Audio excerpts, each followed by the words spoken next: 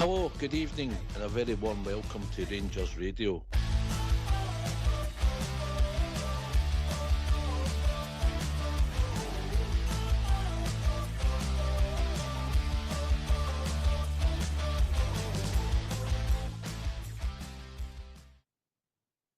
Hello, good evening, welcome to Rangers Radio. John Mr. Fox here on the show this evening is the one and only Southside and the king. Yes, the king of Rangers Radio, the Bridgeman. How are we doing, gentlemen? Aye, good Ox. Good to be on with the legend and the king himself tonight. And good evening to everyone listening in this evening. Say hello to Stephen and Philip on the YouTube channel. Loyal troops as always joining the show. And good evening to everyone listening. Bridge. Sorry, yourself, no, and of course the Southside, a big good evening, and the techie boys in the background. Can I just say to all the Rangers fans that are listening in all over the world, welcome to Rangers Radio. How are you, Southside? Aye, all right, mate. Not bad. Looking forward to this week. Probably, but get that weekend our way. I'm not one for spreading rumours, as you well know. But I'm hearing stories that you just Stradivarius out of the weekend. Oh, what? You're Stradivarius? No. Huh? No, it's a rumour. Is it a vicious rumour? Vicious rumour. Been spread with that Albert. Was it him, was it? Aye, well, I'm not happy at that. Yes, hit the bar was the phrase he used. Hit the crossbar, rebound. Aye, any truth in this rumour I'm hearing? No. All right, okay, we'll move on. All How right. are you, Bridge? There's probably is a lot of truth in that rumour you're talking I'm doing very well, thanks very much. I'm feeling better. My legs haven't been as sore of recently, so I'm really buzzing for the game Thursday. Buzzing for it. I'm in. Aye, it's a big game, Bridge, man. I mean, we get through Southside. You think about it. You know, if you move into the 70s, I think we had 2 quarterfinals in the 70s. One when we only won the trophy, one in 78, 79 season, in Europe. One in the 80s when we get to the semi-final, the quarter-final against Steaua Bucharest, correct? I've not checked this out. You move on to the 90s, really, it was only a 92, 93 season we got close. Into the 2000s, and we managed to get to Manchester. Should have won possibly the treble and that final. 2010s, nothing, and then 2022, we've got potential. We've had a final. We got a chance of making another quarter-final. We haven't done it as often as people would think, Southside. So it's potentially a massive night on Thursday. It's a massive tie. I mean, we got an excellent result in the first leg, but it's by no means over. There's only they'll look at it. The fact is that they're only 2 goals down. They've got a possible 90, 120 minutes, as he said.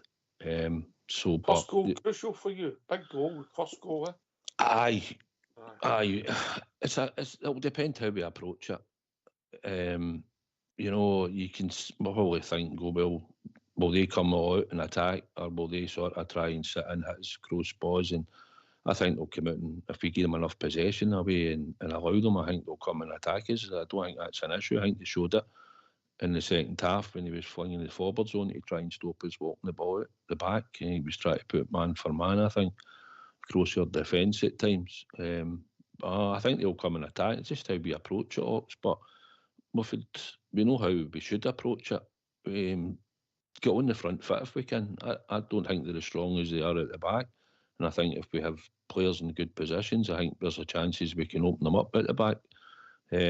So, as we showed in the first leg, but I still think they were weaker at the back. But they've got good players, and if you stand after them, they'll certainly cause us problems. But it'll be some atmosphere on Thursday night. I'd like it, because I believe it's a sellout. Aye. It's tickets have became all of a sudden like rock horse. Yeah. Aye. It's right. It should be. It's Of course, it's a big game, mate. it's a massive game, you know. Aye, a big game to keep the season bubbling. It's a biggest game of the season. Biggest game of the season by a long way. And it's a big game financially for the football club as well. Absolutely. A lot working on it, I'll tell you. Oh, hopefully we'll do it. We've given ourselves a massive chance, Southside, haven't we? Massive chance. We don't need to. If we don't lose 2 goals, then we're winning. You know. You're right, Rich. If you that's a fact, mate. If we lose the game by 1 goal, we're still through. I wouldn't like to be watching that right enough, but Southside. No, you want a goal pretty early if we could, and that would make it a bit better. And then you don't mind maybe sitting to a point and trying to pick them off. But they're a good team, and like you say, we've got quality players. Josie's going to come with a game plan. I think he'll probably think we'll just do the exact same thing, which we possibly might. I think there might be a change in personnel here or there. I think if we were sort of going that road, then I think I would rather probably see Sterling at right back starting rather than Ridvanox. I don't listen. If we assume Sterling's fit, and that's a mystery for me. I don't work out how they come about with all these who's fit, who's no fit. People go straight in. Other people seem to take about 6 months to get fit, Bridget. I really can't work it out. Well, you know, I don't know how they do it either, to be honest. And people get dumbfounded, you know. I'm looking for players to be fit within 3 weeks, but nowadays, and I mean this in all sincerity, nowadays you just don't know. Either the player can be at it, or the coaches can be at it, or even the manager just no picking them and saying, "No, he's not fit enough." You know, there's many ways to skin that cat. Personally, I want the players to be wanting to play for Rangers, no matter what. Drop you a hat, you're picked. Get on the pitch here and do your thing, and everybody gets on and does it. Unfortunately, it's not like that. I think I saw something today about him at Plymouth. Used to play for us. He's playing with Derby County or something like that. It's when he played 10 minutes, he's half injured. You know, him that scored that fabulous goal for us. Keema Roof. Apparently, he's off injured. Rest of the season, likely. They must be really surprised at that. Aye. Aye. Wasn't in contention at all, I don't think. Aye. Listen, we know what's at stake, and at the end of the day, I'm sure they'll have a game plan. They'll have a good week to work it out. And it's just about who turns up on the night. And I keep saying, on a European night, we need 11 players, more or less, to turn up on the night to make sure we can get the result. And if we could get an early goal, then it'd be a good bonus on Thursday night. And I'm sure Ibrox will be rocking after that, and the team will go with it. So that's what we've got to look forward to. But it's going to be a hard game. And like I say, you don't want to lose anything early or anything like that against them, give them the initiative. So looking forward to it, must admit. Right, I'm going to just change. We'll come back. That's a big topic for us all week. But a wee, who am I for you two fine gentlemen, yeah? Oh dear. Oh, this is a cracker. Don't hurt my brain. Okay, right. You're listening to this one, Southside, right? Looks like I'll need to. Right, listen. Who am I? I made my Rangers debut, when you hear this, in front of 103,297 people. Paying people, because I know that Bridgeman skipped. Right? Okay. Who am I? 103,000. So, can I just put something forward on this? Aye, batter in. I would suggest it was a Hampden. I would suggest it was a Hampden. Was it 100,000? It obviously depends when it is, because you could get, I think, with 118,000 at Ibrox at one time. I think that's the record. But I would suggest this was one of these big cup finals at Hampden. I don't know what you think. Okay. All right. Make your debut in a cup final. I think you'd remember that, Bridge, would you know? Right. Well, it could be a League Cup, it could be a semi-final. It could have been anything like that, you know what I mean? Okay. All right. So, all right, 103,000. Right. That's some stat that in it, south side. Isn't it half, aye? Right. Okay. I played 68 games for Rangers in total.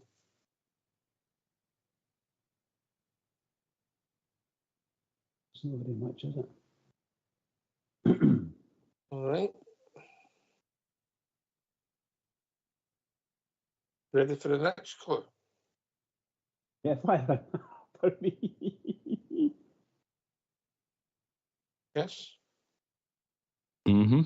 I played under 3 Rangers managers. Oh, wow. Oh, wow. 3 Rangers managers.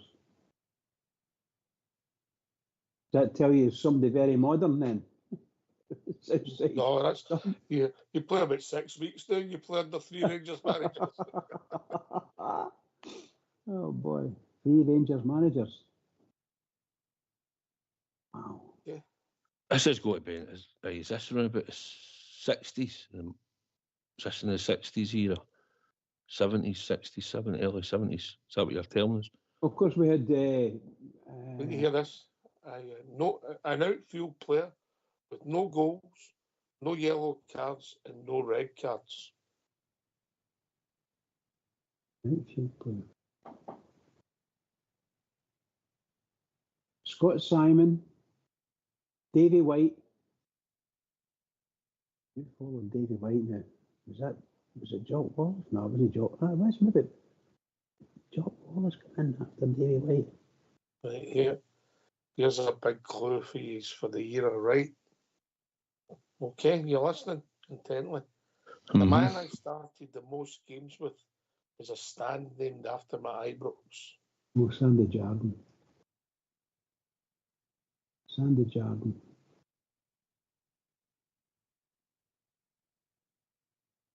Okay, ready for a. Oh God, it can't be Willie Waddle. It can't be Willie Waddle.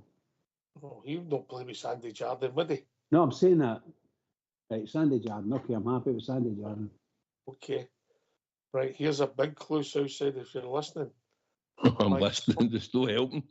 My first and last games were against them. Wow. Wow.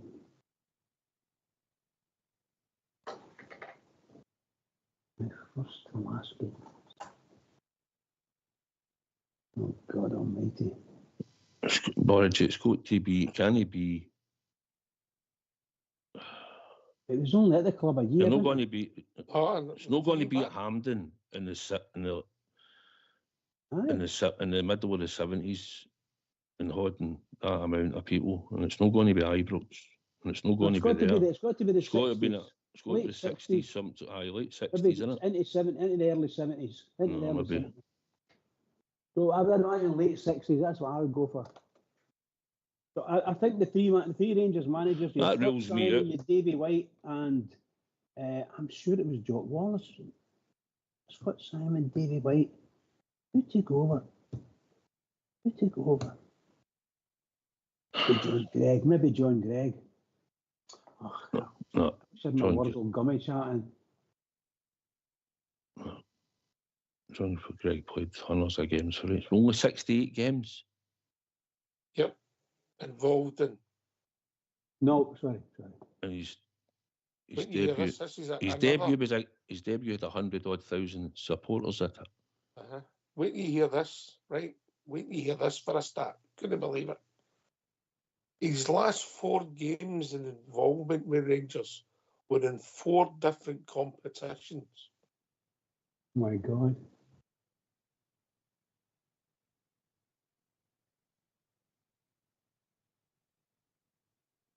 Okay. Right, you ready ready for another one. Might help you. I wonder if anybody's shouting out there. Fox is usually good at these. 103,000 at his debut. Any info who started today? Oh, sorry, that's what you Southside. Sorry, but it was the last bit. No, the question you asked me, sorry. But the last clue I gave you. Aye. His last 4 games that he was involved in with Rangers were in 4 different competitions. Oh my God. It's frightening. I couldn't believe it when I seen that. His last 4 games. Uh-huh. 4 different. So obviously, well, let's put it as a Scottish Cup, League Cup, and a European game. That's 4 games. If it's in the late 60s, it's going to be a First Cup tie, innit? Why? Why be First Cup? No, it'll not be because that crowd. It'd be it'll not be. either a European Cup, European what do they call it again? European Cup, or the what do you call it? The Cup Winners' Cup, which became the First Cup. Mm-hmm. Right. So listen, I'll say it forgive again. me. Can I ask say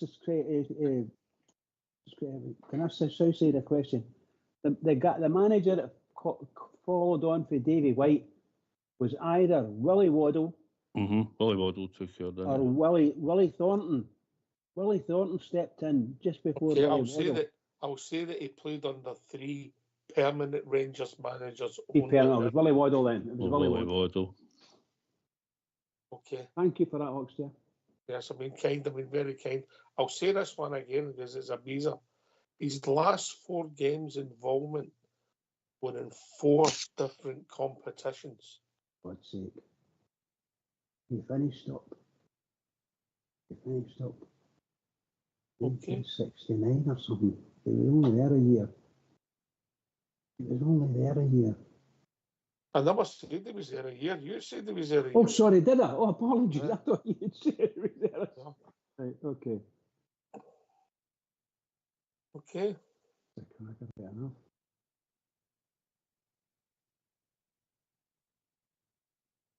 Aye. What did he bring in that left? He left us for Heart of Midlothian. Empty Hearts. Sandy Jordan.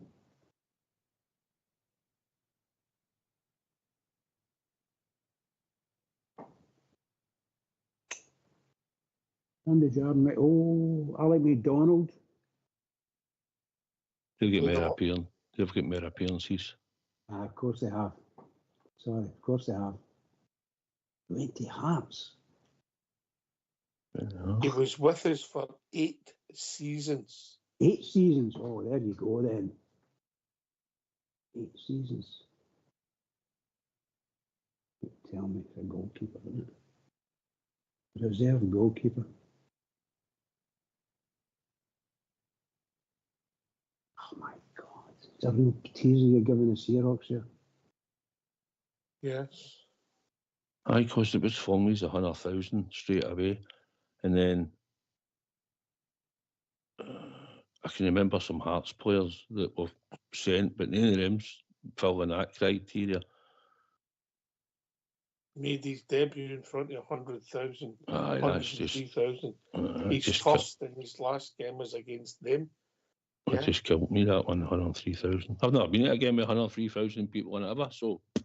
Oh, yeah. It was quite common. Believe me. He's ready for another clue. Oh, please. What you got to tell us is Bridges' next door neighbour or something? Oh, don't say that.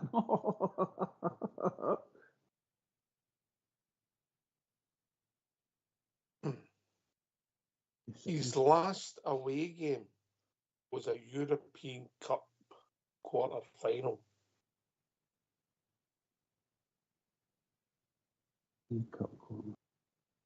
Big clue there. Big clue. Away. Fox is usually good at these as he got it.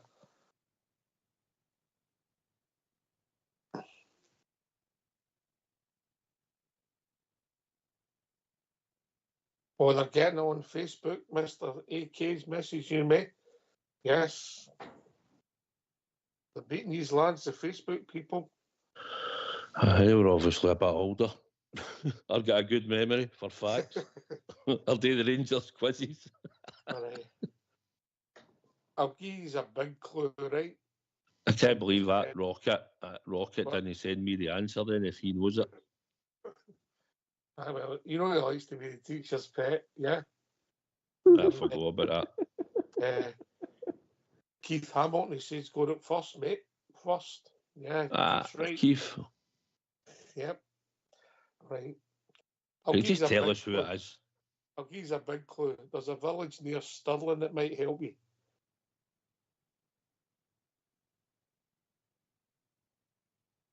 You've never had a guy called Tillicutry? Tillicutry.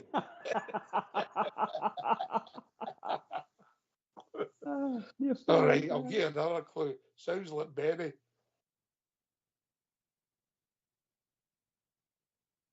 Denny? Oh, well done. It's not Denny, is it? Jim Denny. Well done, Bridgeman. Well done. My God. I'll tell you what, I would never have thought of Jim Denny. Never. Jim Denny made his Rangers debut in a Scottish Cup replay. Yeah, against them in 1971. Yeah. And when did he leave? 1979. His last 4 games were a Glasgow Cup tie against Celtic was his last game. The game before that was in March against Dundee in the Cup. We won home in the league. We won 6-3. And then a few days before that, he started away in Cologne in the quarter-final of the European Cup. Get battered that night, didn't we? No, we lost 1-0, mate. I was thinking that was the Pierre Barsky game, but it's not. That was later on, mate. That was the quarter-final with Big DJ. Big DJ was the Rangers team that night, and Cologne was McLeod, Jardine, Dawson, Forsyth, Jackson, McDonald, McLean, Russell, Perlin, Gordon Smith, and Jim Denny. With substitutes of Billy Urquhart and Alex Miller. There you go. My God, Alex Miller, another boy for the drum. Unbelievable. There we go. Right, we digress. Billy Urquhart. That was quite good, that. Well done, Southside. Aye, that was great, wasn't it? We were really close. Jim Denny. I must have seen him a few times then, but not very often. I know some of the other boys said wasn't very good. Put it politely. Shocker, who said that? We've got a few players in there, aren't they very good, didn't we? Exactly, does they matter? We're not like that. We don't say that would have been a story of making your debut in front of 103,000. That's a bit flung me straight away. Rick was on it, but cup final ham, didn't he go to it? He was on it. He sniffed it out. Aye. Old Berber had that. He'd have remembered that. But there you go. The old Ibrox could take over 100,000, but a stretch. I think the record that I've ever had is, as far as somebody can correct me if I'm wrong, I think it's around about 118,000. 1939, it's the biggest crowd ever at a league game in Britain. Amazing, isn't it? 118,000. I know when I went to see Real Madrid, which was, oh goodness, 60s. There was, I think as well, many I thought so as well. It was close to 100,000 in there. They were jumping over walls and buildings and everything to get in, you know. Incredible. The place was absolutely bouncing. I'm not saying anymore. It was in my youth. Yes, maybe you should forward Rangers for all that money for you jumping balls. No, me. Lots of guys jumped out of the water. Oh, me. Backdated interest outside there. 10 bob a ticket. There you are. 10 bob a ticket. That was a lot of money then. Right, we digress, but there you go. one of the reasons I looked at it, I was just digging out the players that have actually played in quarter-finals. And it's not as many as you think in European competitions for us. And that one stood out. And I looked at it and went, wow, I would have never thought of that. If somebody was asking me to try and name that team for 1979, I would have Jim Denny in it, Southsider. No chance. I certainly wouldn't have had them in it anyway. No. But no, there's no many. Probably would have, unless you're good at football trivia and you remember stuff like that, or you do the Rangers quizzes and that, you maybe get it. But they were close to the starting 11, but I wouldn't. That guy, he would have came to my mind for then. Yeah. No, we need a thought. Although I do remember him when we signed him for Elgin's. I think it was Elgin we signed him for Jock Wallace. Billy Urquhart. Aye, Billy Urquhart. Oh. The fact that he was sitting on the bench, and I think he came on actually in the quarter-final. He started in the return leg at Ibrox. Mm-hmm. Yeah, he started. Big DJ was on the bench. Unbelievable, isn't it? Mental.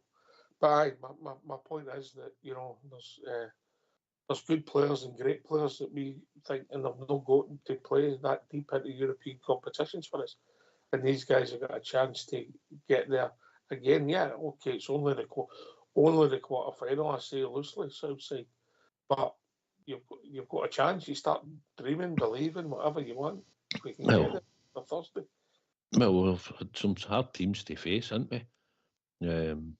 And probably fair and Batchy will four up that table. Or people maybe think they can win it, and we've still got to do the second leg. We've got to complete that, but we had probably one of the hardest teams that we could have got.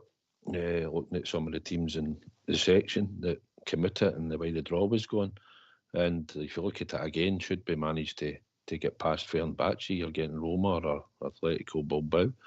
So it's not exactly an easy run to get to where we're going, but hopefully Thursday night we'll have enough to get by Fenerbahce, and then we'll see who we get for the next round after that and take our chances. Like it, and it's due into the last 8, isn't it?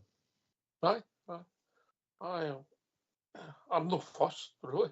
I'm not fussed. I don't think there's much between the two teams, and obviously historically we've not got the best record in both the countries, but in the modern era we've done okay, bizarrely. Bridgeman? Yeah, I think probably over the last 4 seasons or 5 seasons even, we've done very well in Europe, getting to possibly quarter, semi-finals and even the final. We've done really, really well in Europe as far as I think that's what you're meaning anyway. And I'm very happy with them, but unfortunately we're not that great in the league doing these things. But we certainly get out and do the business in Europe, and it's really great to go there and see them. But my goodness, when you take it to the ordinary league games, it's been a wee while since we played very well, and I mean that. Been a wee while since we played very well, and as well as we do in the European games. Fantastic. That's all I want to say about it, Oxy. Over to you. I think we better get these phone lines opened as we start building up to a big game on Thursday night, Southsider. Aye. We'll get some bears on and have a wee chat about the team we all love. That's what the show's for people to come on and have a chat. Yeah. I want to say well done to Keith Hamilton, by the way, because I got sent a comment that he'd cashed out like yourself last week and got yourself a wee tidy sum, so obviously follows the bets. Yeah, there's sometimes you've got to cash out, and sometimes you've got to hang in there, and sometimes you get good luck, and sometimes you get bad luck, so to say. Yeah. Mm-hmm. All right, no comment, no. He just want me to say something, then you can slaughter me. That's exactly what he wants. No.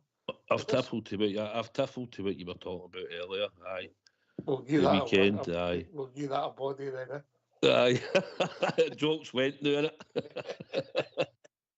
Right, we'll get the phone lines open. Let's hear from these. Why don't you give us a call on 0141 356 1972. It's your show, it's your platform. Let's hear from you.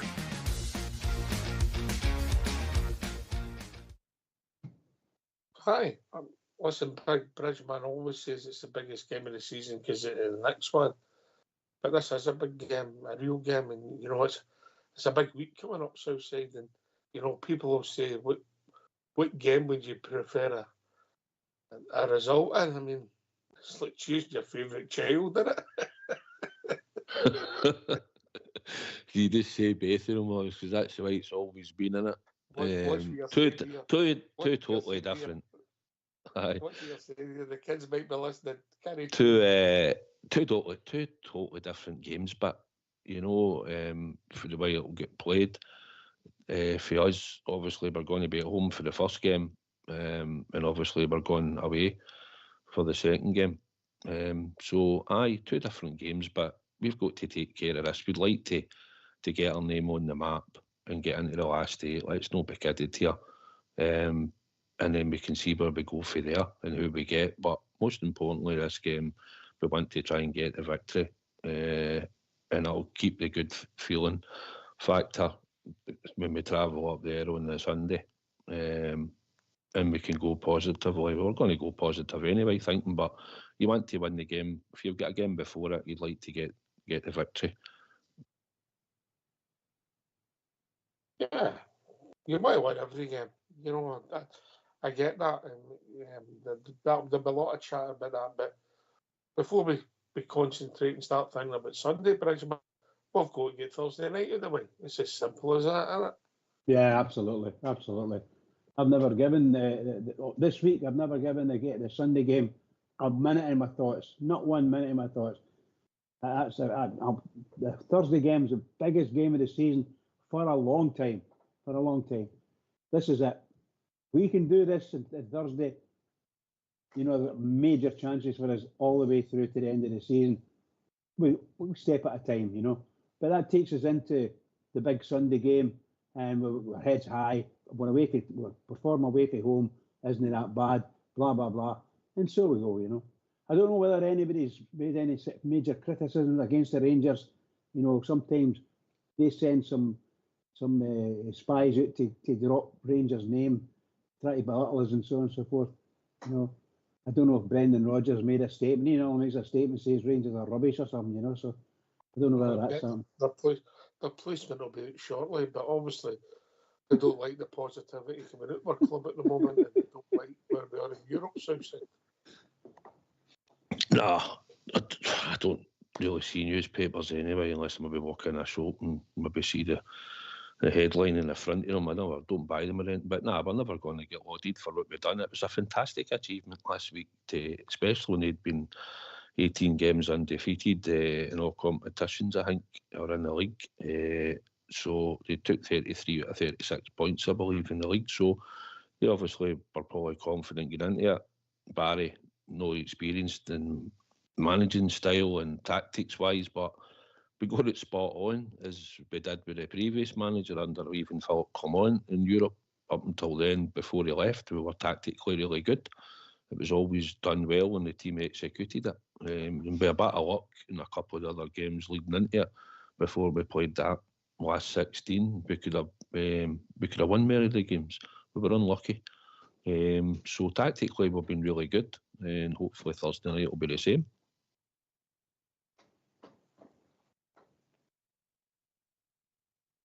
It's been bizarre at times, Bridgeman, isn't it?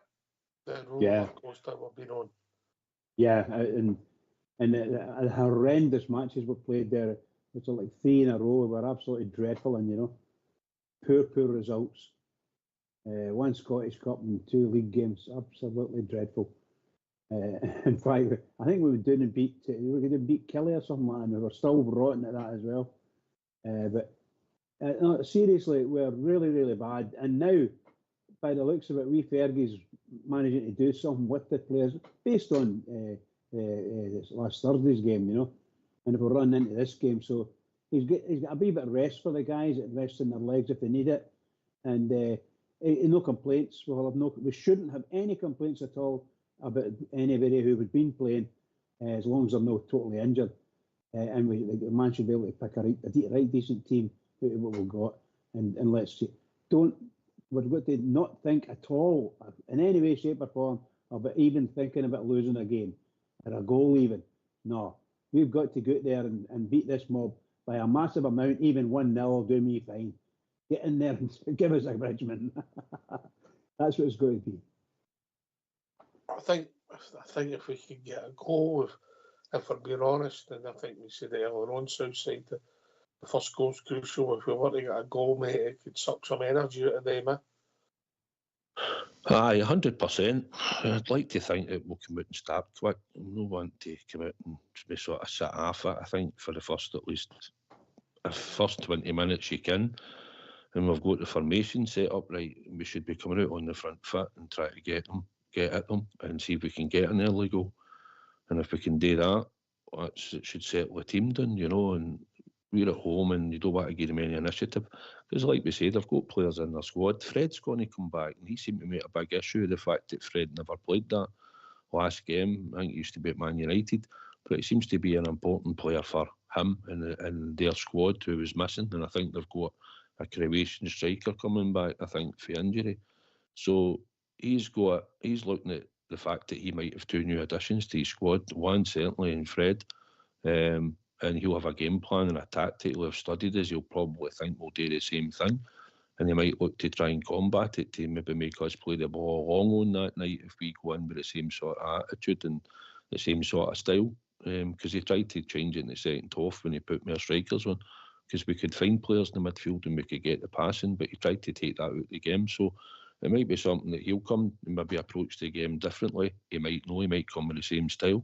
It'll be interesting to see, but if we give him any initiative and we lose a goal, then obviously then you start to worry, because we know the team can sometimes be bomb scares at times, individuals. But on the night, I think we've got to go in positive. Ox. We're 2 goals up. It's about keeping that door shut for as long as possible, and hopefully we get up the other end and we open it up for us and we can score a goal or 2 on the night. And if we can score 2, we'll certainly go through it. Aye. Listen, I don't say this usually, but it's a classic where you would take a bridge, man, a bridge. Oh, really? I think that my personal opinion is that they come out and following on from what Southside said there, from the very start, we should be playing a 3-5-2 at Ibrox, 3-5-2. We can always easily go back into 4 or 5 at the back, no problem at all. But a 3-5-2, and we do a high press, a really high press, and we keep them in their own half, up beside their own penalty area for long periods in the first half. And that gives us a chance to sort of, shall we say, control the game better. And maybe we get to Dessers, just for saying sake, like Dessers, get let him loose and maybe make a wee goal up here or there, maybe even 2. But we played well against them. But the truth of the matter is that our goalkeeper made a couple of outstanding saves, and with actually John Suter did a couple of good blocks as well. Not just him, but particularly John Suter, a couple of blocks. It was brilliant. So they could have scored goals, no doubt about it. And yeah, the turn, a bit of bomb scare at the back can happen to us. We don't want to be doing anything like that, and that's why I say, have we go 3-5-2 and keep them in their own half, and they'll just boot the ball out, and just like we would do probably, just as long as get it up long as possible. But if they've got 3 or 4 players coming back, then that's a different ball game. Excuse the pun. That could be a different ball game for us. We need to be at our best and do not give bad passes from the midfield to the forwards. No bad passes. Boot it out of the park if they're in doubt, but don't get a bad pass, because all you do is give away possession and they'll be on you they'll be up this fast as hell. They'll be up the top of us. That's what I say. Yeah, I get your point about possession. That's always sometimes the key in Europe, and you can, if you think back to last year at this stage, I mean, I thought we should have beat Benfica at Ibrox, but the way we set up and we went kamikaze looking for a goal and try and win the game, which was, I understand that you're trying to win the game, but we were all up the park. Do you remember the goal we lost for the breakaway, Southside? Aye, vaguely. Aye. Vaguely, but listen, we've always lost goals in Europe. You know, even if we go back to, if you're talking about when Stevie G came in and we had a good run in Europe and we could do well and made some big results against big teams, but we still lost goals in games. You know, even going to Villarreal, you know, we lost 2 there. We lost 2-3 in Porto, Benfica. They scored the late goal against us when we were up in the game, wasn't it? Flung away that. So we've lost goals in European games. It doesn't matter where we've sort of went or the time, but on this new format this year, even going to Betis, I mean, we scored 3, we lost 2, but you know, we've been scoring goals actually. We've managed to find goals away from home actually, no too bad. And at Ibrox we've been really good up until this sort of form that the team hit through the league form and the last couple of games. But in Europe we have been really good with the form, and at Ibrox we've been really good. So that's what we've got to hope, that it'll all click on the night as usual. Aye.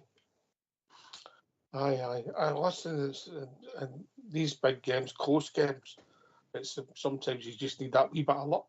Bridgeman, I know it sounds mental, but it's true.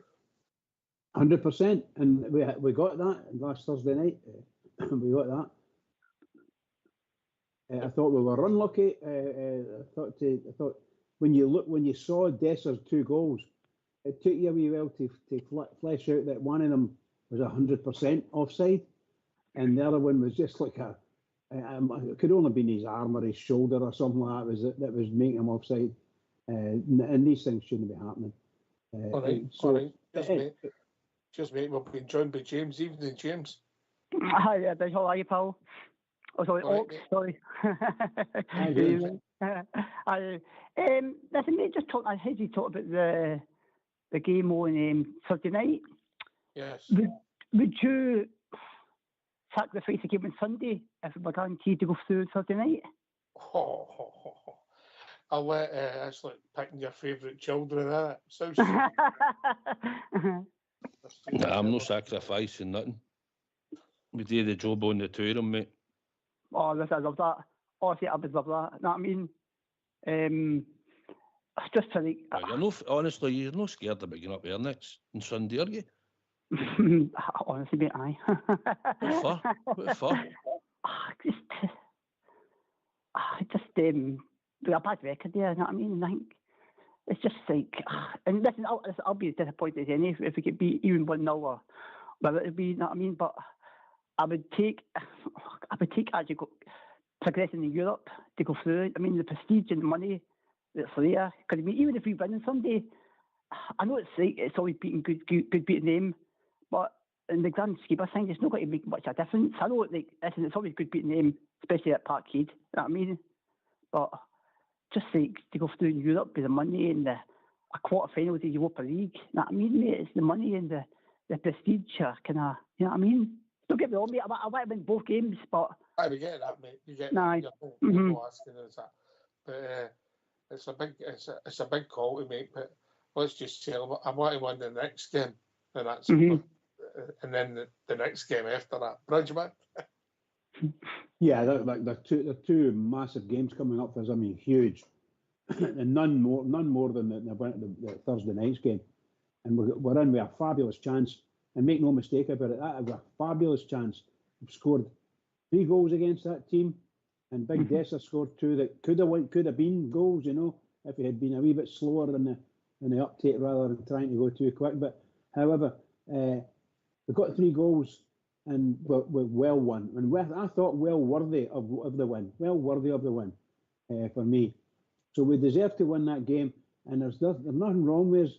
And as a team and a club, he's got a wee break. You know, he's got a wee week to get ourselves, catch our breath, and make sure we're all fit and ready to go. So he doesn't need to put MD on the park. He's half fitter and pick the fittest guys. Do what you need to do and get us on there and get a win. Don't give a goal away. If you give a goal away, they'll fly against us. They'll absolutely fly against us, and we might not be good at it. So, please, Rangers, do the business. 3-5-2, get in there and take a goal after them, and that'll settle them a wee bit. I think the first goal is crucial, and hopefully we get it, James. And Thursday night, take care of yourself, and then you move on your focus to Sunday. I don't disagree with your sentiments about arguably it's a more important game. I'm not saying it's a bigger game, but it's a very important game, if that makes sense, yeah? Yeah, no, I understand what you're saying. I mean, it's just like, you know, I mean, I'll be nervous when we play bloody Queen of South, let alone for the Batchy or the Rame. But my brother just told me there a couple of days ago that if we win on Sunday night, Barry's done something that none of the across the road has done for over 20 years, win a two-legged game in Europe, you know what I mean? So, you know what I mean? It's one thing at them, I suppose. It's a remarkable start, Southside, isn't it? Aye, we've got to complete the job. That's the thing, James. No, it's all right. It's a good result last week, but you've got to finish the second leg, and they're a good team. They spent a lot of money there, and they've got quality players. Will hurt you if you allow it, and they'll come and play a lot of crosses and high balls. I think that's what they'll try again at certain aspects of the game. They've got that Maximus guy. It was at Newcastle who he might start him this time, and he's a handful for most players, but I thought Sterling came on and dealt with him pretty well when he came on after Ridvan went off. And they've got boys up front that can score goals if you give them chances. Buckland made a couple of big saves for us on the night as well. So by no means we're definitely winning this game. We're going to have to go out and be at our best, James, to make sure that we get through. You don't want to be going up there on Sunday and we've crashed out of Europe. It'll not be a great feeling for a lot of the players. They'll have to put a lot of hard work in. So you want to go there knowing that you're into the next round of Europe. They'll put a hard shift in. Take a lot out of the players on Thursday night, but most of them will have to go again on the Sunday.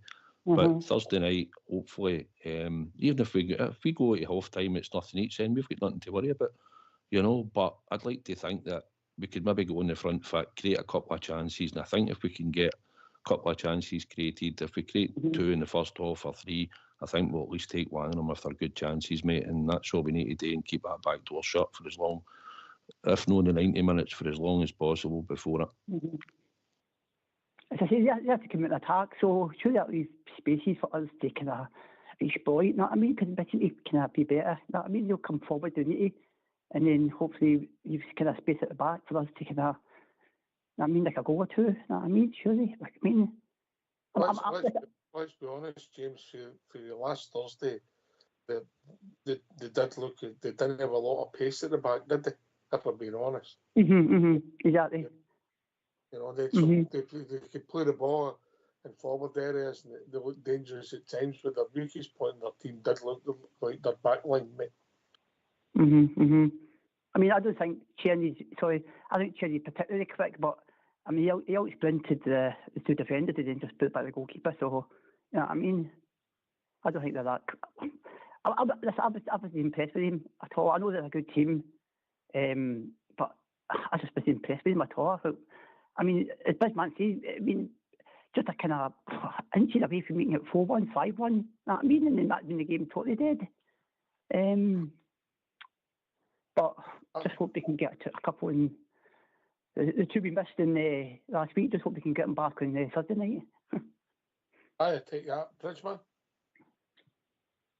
Yeah, it's exactly what I was saying there, James. As far as I'm concerned, we could have scored. I felt sorry for Dessers because those two, shall we say, those two decisions, although legal because it's a VAR, I think any centre forward would have been gutted to lose goals like that. They were so tight, very, very tight. But no, I'd be happy if he scored 2 goals to make up for it. It'd be wonderful. But if we can carry that form for last Thursday to this Thursday, and the manager plays the same, well, let's say he'll play whatever he feels we're going to play. But I hope he plays 3-5-2 again, because I don't think Rangers should play anything other than 3. This is only me. I think Rangers should be playing 3-5-2 at Ibrox every time, every single time, unless of course there's a good reason for it, and you're coming up against a really quality team, and you think you need to play 4-2-4 or 4-4-2, whatever, you know. But I would always play 3-5-2 at Ibrox. It shows you what we've got, because we want to be in their half. And if we're in their half, we don't really care what's happening behind us until the ball's going to come up. and we've got three centre halves that should be able to do whatever's necessary to cover everything, and a big 6'4" goalkeeper. If he could come off his line, he'd be wonderful. So, James, how do you think it's going to go on Thursday, mate? I know it's a few days away, but what's your thoughts at the moment? I think he'll play the same team. He started the game. I think that Tav actually looks kind of good in centre half, doesn't he? I mean, is it going to be proper? Is it proper fit enough? Or I'd actually go for be Suter than Balogun if along with Tav in the centre defence. I really would. I think that actually you three at the back actually if we looked a bit more solid. Then I think Tav is actually a better player. I know we don't get the kind of creativity with him doing the wing. But no, I think three at the back has actually.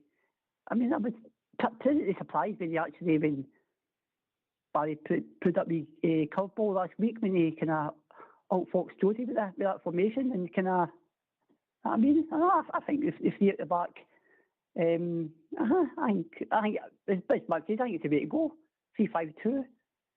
Guess as for me. I would actually play Yilmaz as the main strike.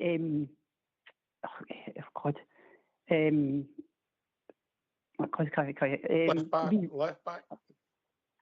Aye. And yeah, 3-5-2. Yeah.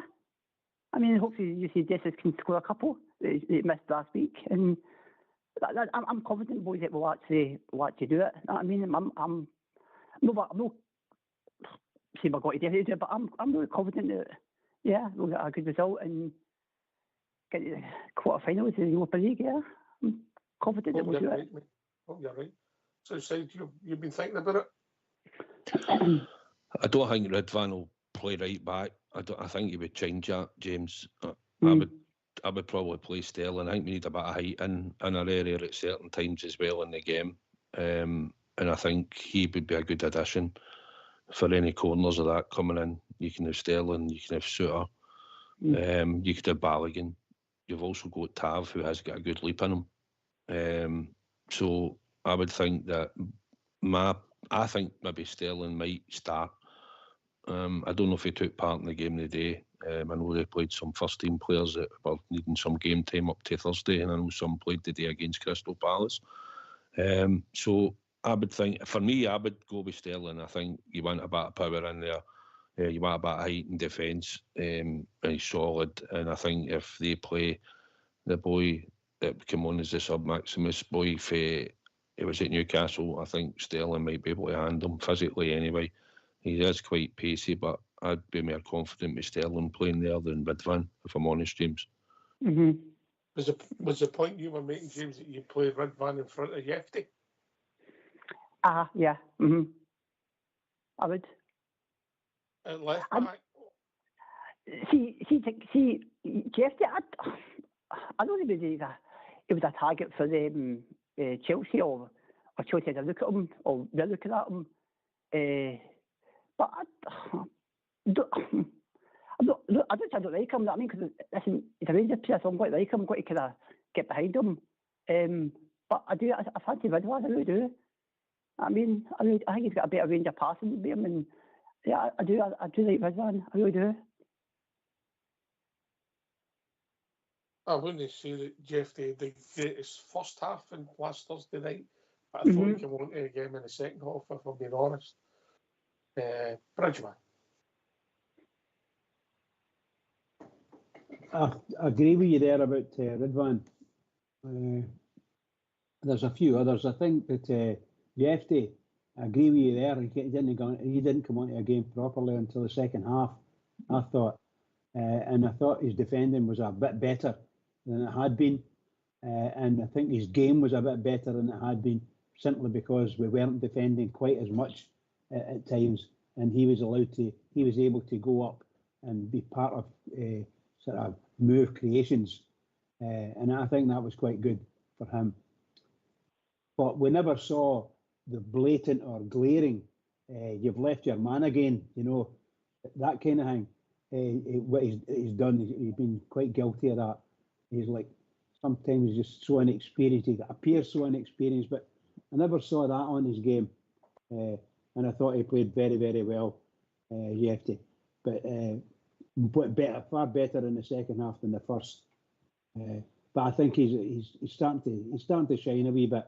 That was a really good game, great victory, and let's hope we can do better. Ridvan, I agree with Southside. I don't think he'll play Ridvan at right back. I think if Sterling's fit, and let's hope he is, if Sterling's fit, I think he's a certainty to play at right back, a certainty. And he'll be second guessing, of course, Marino. Is he going to play that boy we're talking about? I can't remember his name now, whatever his name is, out in the wide left, Sam Maxima. So he is a good player. He was a really good player in the English Premier League. It looks as if he's maybe had an injury and he's not quite 100% fit yet. And he might never get 100% fit simply because of his age. But my goodness gracious, he's got pace. He's still got the pace, and he's got a wee bit trickery in him. But it's not quite got that burst that it had. It would actually leave the defenders floundering in his weight type thing. But he did do well against us. You remember his young brother? He was in Ben Hurt Bridge. Ben Hurt. I love it. Sam Maxima. No, he's young Willie. Willie Maxima. Very good. That's very good, upstairs. Oh, boy. He was a player, you know. Listen, he troubled us for a bit, Southside, but Stirling embodied him, didn't he? He done well. Listen, it was later on he got a few other crosses in, but he's a good technical player, and he showed it at Newcastle. He's got plenty of pace. Possibly been coming back for an injury or something like you were saying, Bridge, but he's a talented player, and you can see he brought a back energy to them when he came on. And there's a chance that he might even start him. But like I say, they've got good individual players. If we stone off them, I just think Sterling starting gives a bit of height as well in the central defensive thing. I think it gives his physicality on that side of the park. And we've got cover if we have to come off later on, then you might have to put Ridvan in there. Might be something else. You might move Tav across and we might do something in midfield. You'll have to look at the bench and see what options we're going to have at any point in the game. And if Proper makes a bench and doesn't start, because he started last week, which a lot of people was maybe surprised at, but he's been pretty decent in Europe, I thought, for most of the games that he's played. But should he not start, he's on the bench, then he's probably at least cover for if anything happens to Suter. Sterling has to come off, or Balogun. But so I think you'll have to look at the bench as well on Thursday to see what options once he's picked to start in 11. Right, mate. All right, James, before we go for the tune, mate, give us your last point of view, mate. Listen, CP score first, mate. I think we're going to win the game. CP score first. Even as Fabi says, even Southside says, even nothing at half time.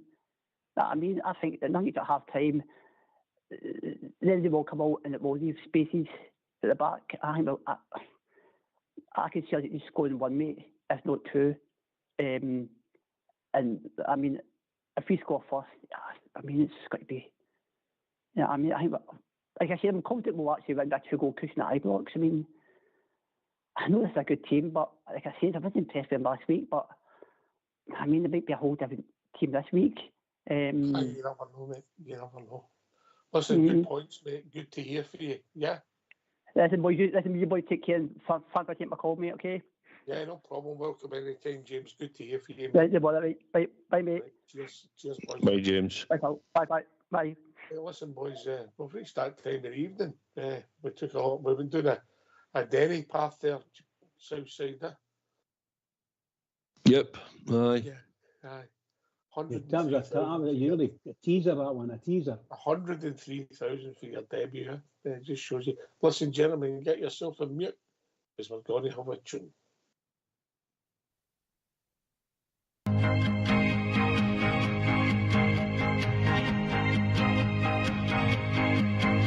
From Argyle, so young, to Glasgow City they come, seeking fortune and a new way of life.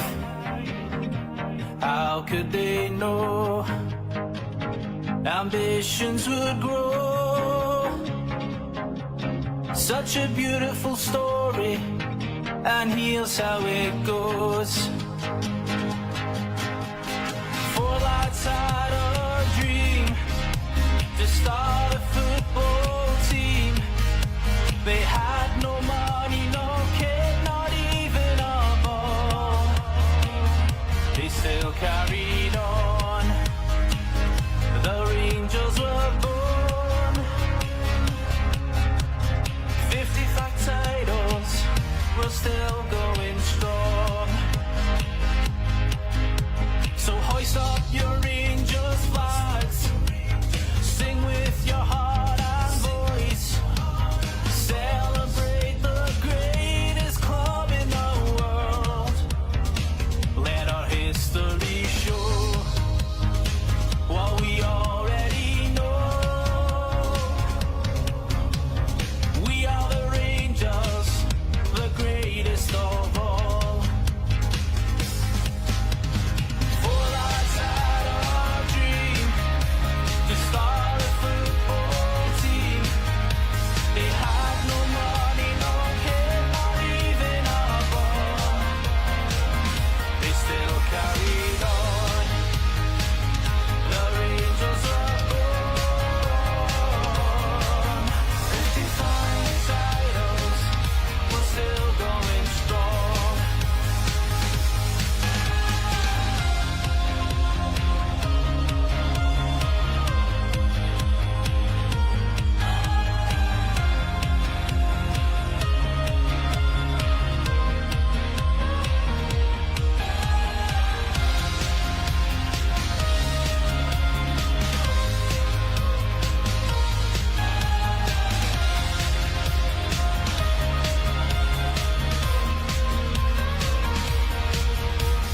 Four lads had a dream to start a football team.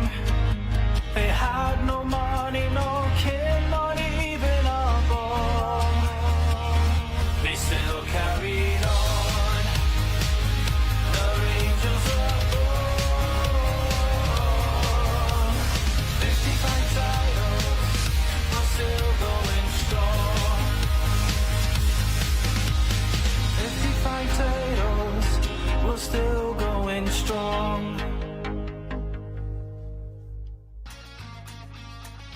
Why don't you give us a call on 0141 356 1972? It's your show, it's your platform. Let's hear from you.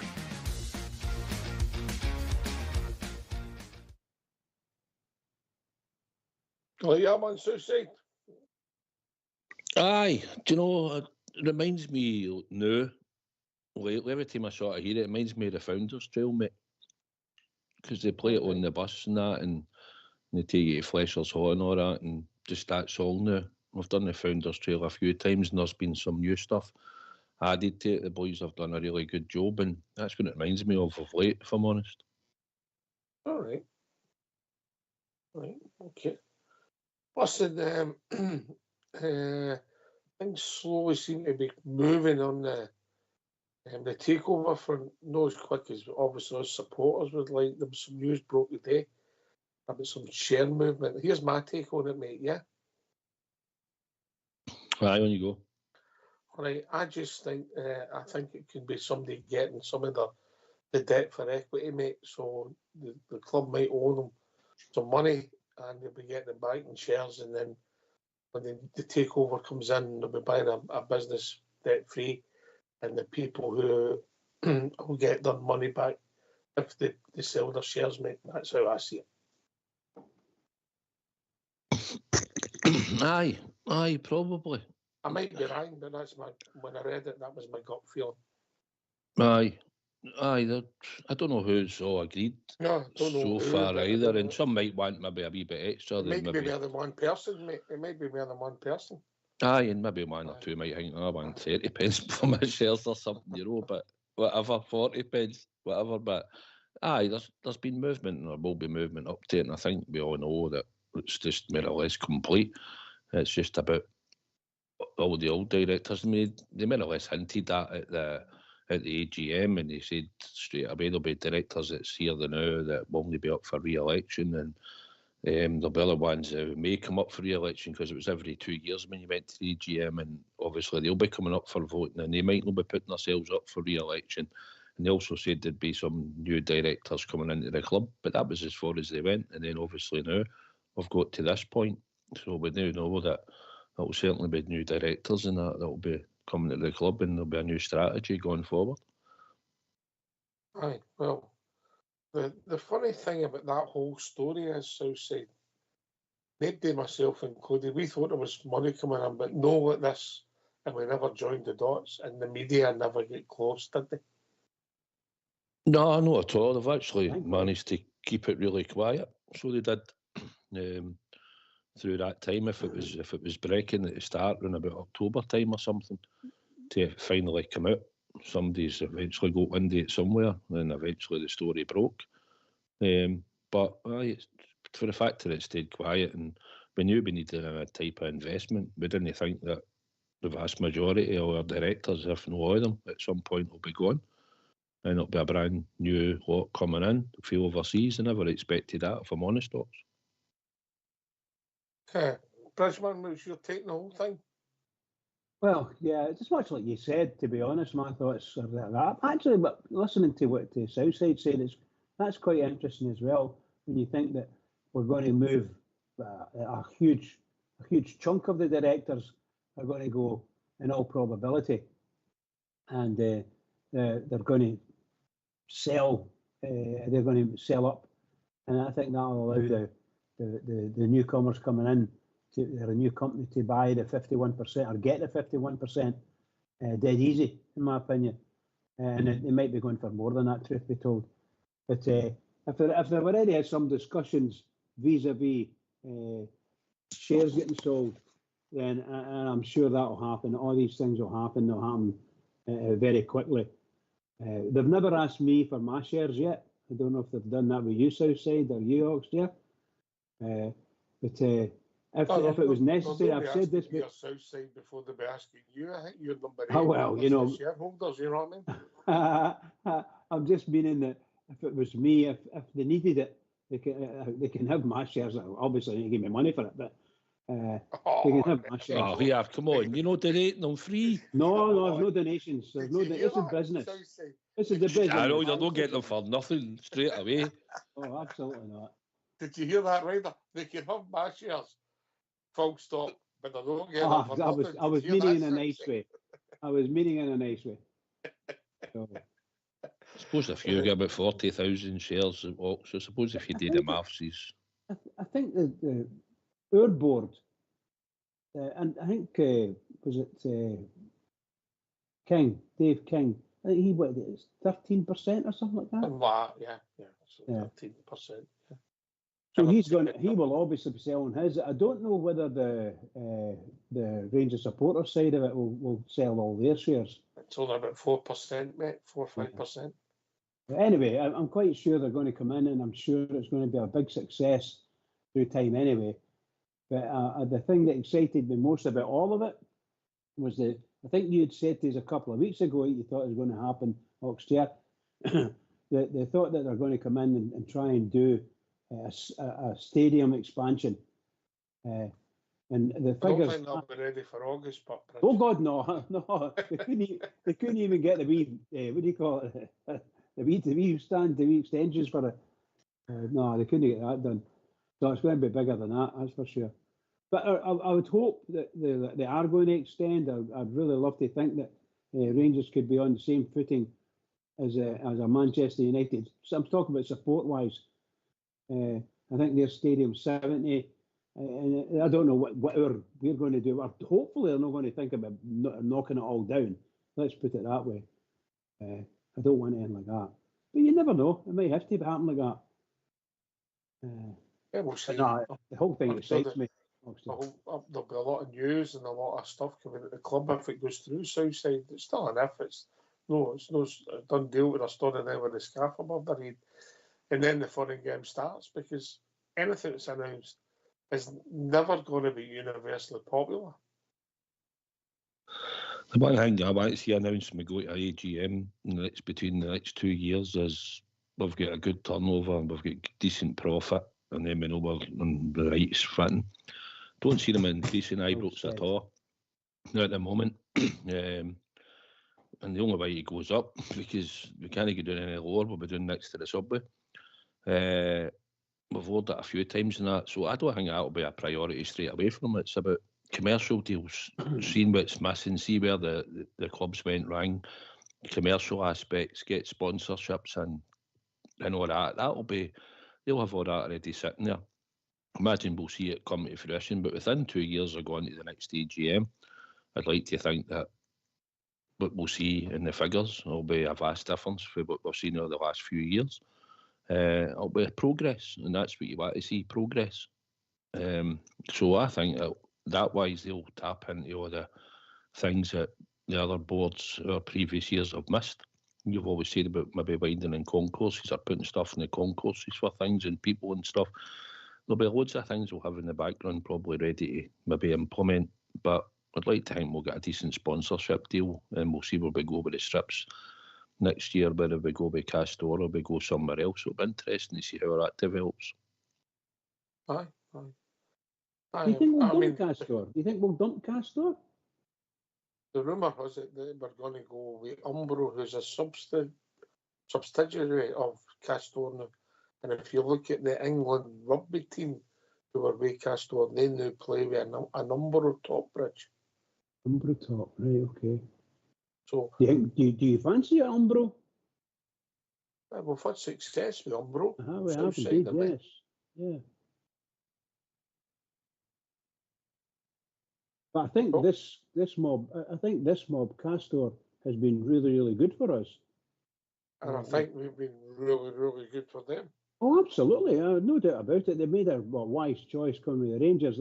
They've got themselves, their company's doing well, and they're a very successful team, successful company now. Made a lot of old school blue for some reason. He thinks that Castor have rented the Umbro name for a year. Seems is that what it is? There you go. We don't know, mate. The devil's in the detail. Yeah. Let's just say Umbro's a more famous name outside in football than Castor. Aye, that would be for back in the day when Umbro was quite big and a lot of teams used it. But I just think, well, put it this way, we'll see what deals on offer. If this mob come in, they'll be looking at what we're getting per strip and how much we've been selling and stuff, and the deal might be restructured. You don't know what will happen, but I like the Castor stuff, if I'm honest. I think your players, when they turn up for press conferences and that, the stuff looks smart on them for what they wear. I think it looks nice, and I think some of the stuff has been quite good. But at the end of the day, it doesn't really matter who's on your strip. It's about winning and it's about being successful. But it could be Umbro, maybe. I don't know.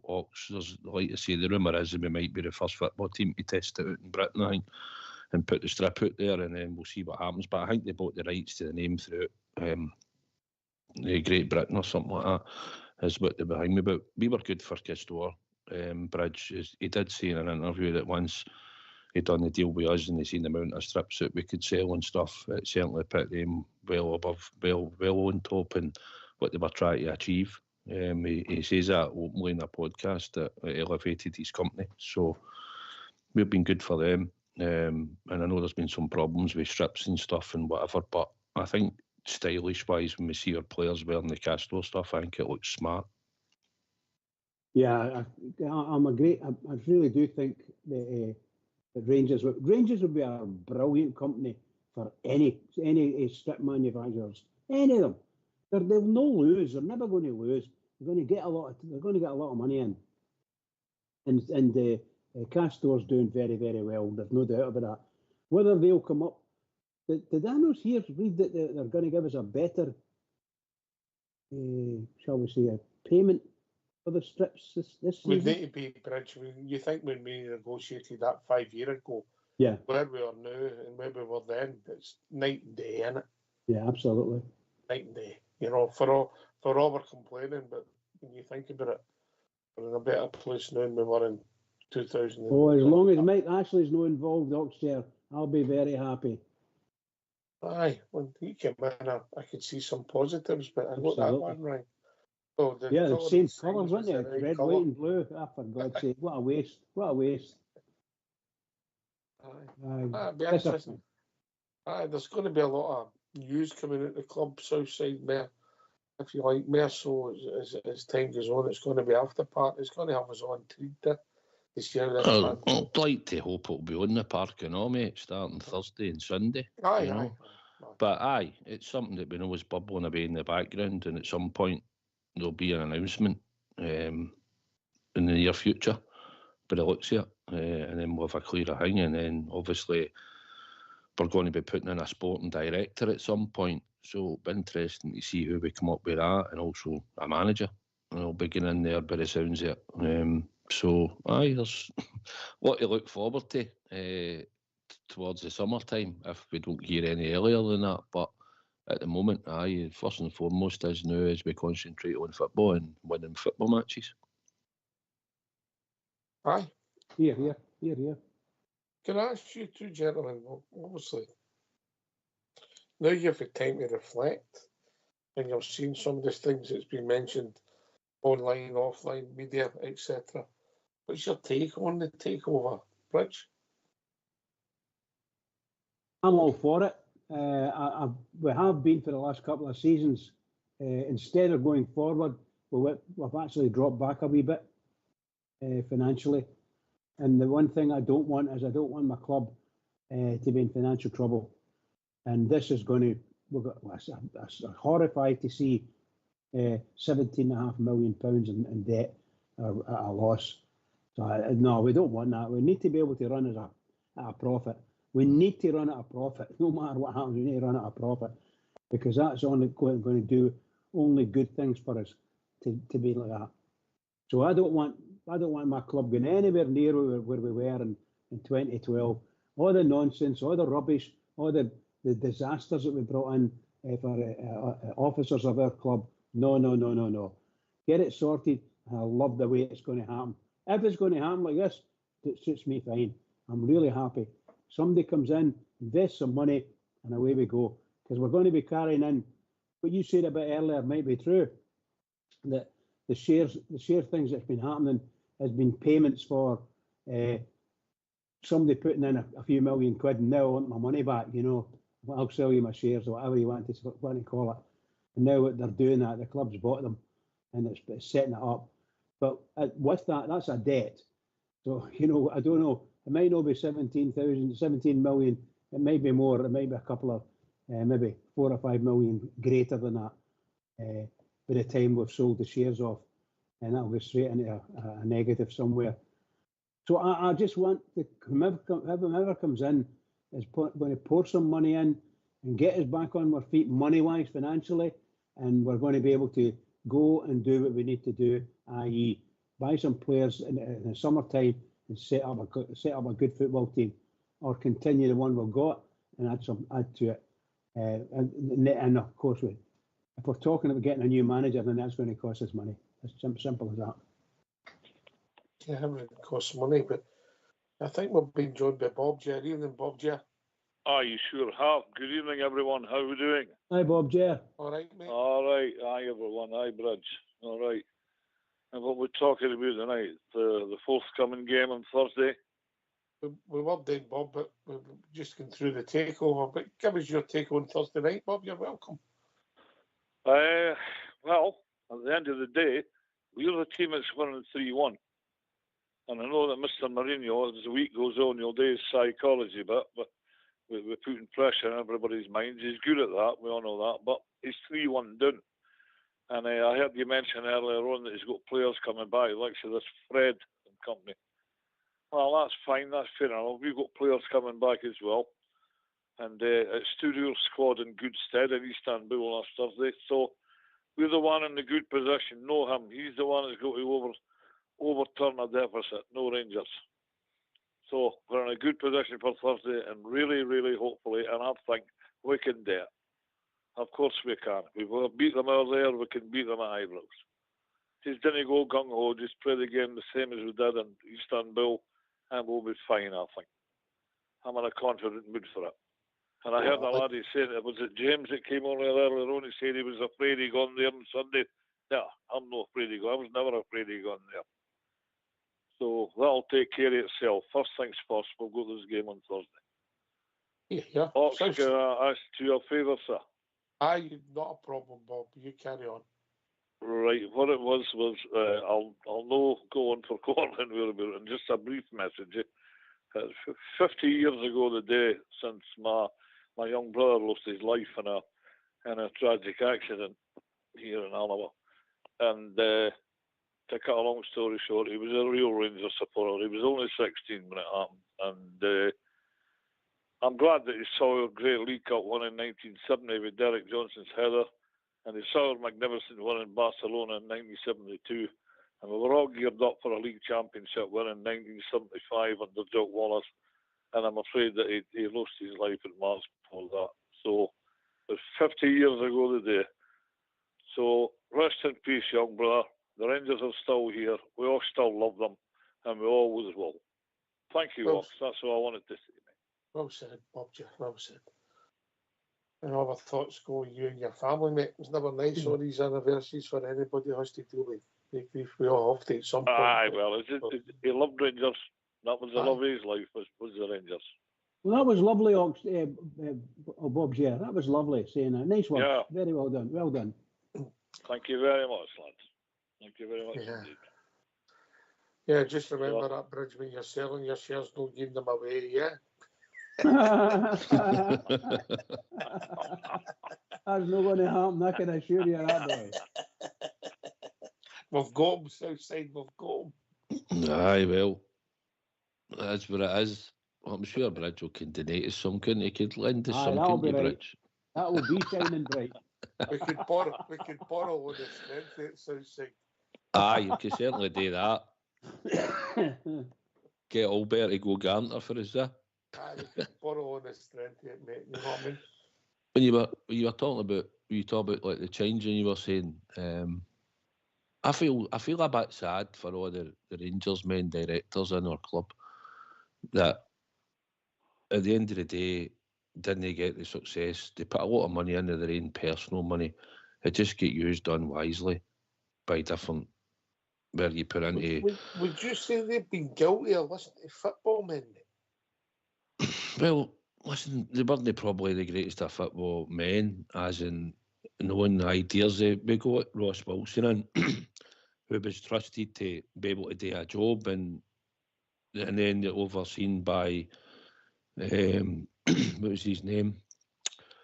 Robertson. Same idea. He ran the club the way he done it. He made appointments and stuff, and we bought players and we changed managers and whatnot. But the one thing that I do acknowledge is they all put their money in, and Julian Wilhart, who wasn't a Rangers man, certainly became one while he was there, along with the rest of the directors that were all blue noses. And that's the only thing, Ox, that they put a lot of their hard-earned cash in, and a lot of them will not even get some of the money back that they've put in. But at the end of the day, we're doing a road now where we've got a chance of fresh investment. They wrestled off the Spivs and everybody else back in the day, and they ought to come forward and help the club, and they did. And we had Rangers men at the helm, and we knew that they'd have the right intentions always for the club to do their best. But at the end of the day, their best was they put a lot of money in, but it didn't really get us anywhere because it was mismanaged and misspent in a lot of places through different managers. And now where we are, and we're having to take fresh investment and probably give away the whole of the club now, and hope that when they come in, because at the end of the day they're coming in to make money as well. They're not coming in with they want to grow the club and all that. But you know, and I know, people are coming in because they see an opportunity where they'll make money. And it'll depend what they want to do so many years down the line. where we'll end up. Like you say, who can afford to buy us when that time comes? But I understand that where we are now and where we have to go, we needed fresh injection of money. And it's a massive group. They've done all right. If you're looking across at Leeds, they've been in there for 5 years and they've steadily tried to build it up. And so far, it's a hard league to get out of. But they're doing well at the moment. But our concentration is what they got to do for my club when they come in, and how we're going to progress. So I understand that it has to happen. But I understand as well that the directors of the club, all of them that came in, all the Rangers men did put a lot of their own money in, which is a big sacrifice to put in. It's all right saying, well, it's easy for them, they've got a few quid, but and I know Ops are not all going to get their money back of what they've put in throughout the years. But we're at this point, we need a fresh injection of cash, and I hope that when the deal's done, it's a good forwarding move for us and we see a lot of success in the future. Listen, the game's changing, and I was surprised at how many actual American tie-ups there is in Scotland when you start looking at it.